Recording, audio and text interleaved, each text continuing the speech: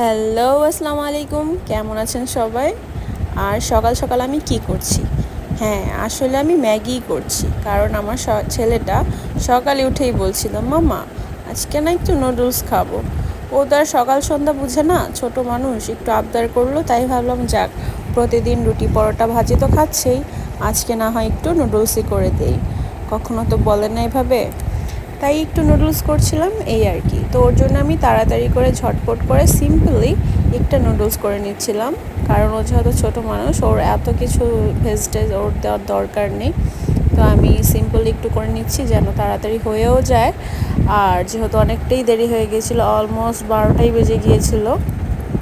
আর এদিকে ছিল আমার মেহেদি পাতার শিকড়গুলো, যেগুলো আমি রাতে ছিঁড়ে রেখে দিয়েছিলাম ছাদে লাগাবো বলে। একটু পরেই আমি যাব, আর তার আগে আমি তাড়াতাড়ি করে নুডলসটা বানিয়ে নিচ্ছি যেন আমি বাবুকে খাওয়াতে পারি।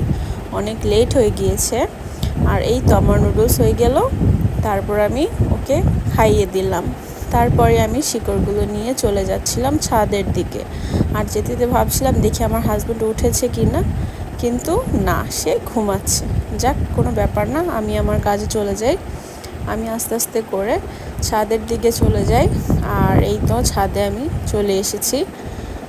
আর এখানে একটা রুম আছে, যে এই রুমটায় বাবুর খেলনা বা আমাদের কিছু জিনিসপত্র আছে যেগুলো আমাদের বেশি দরকার পড়ে না।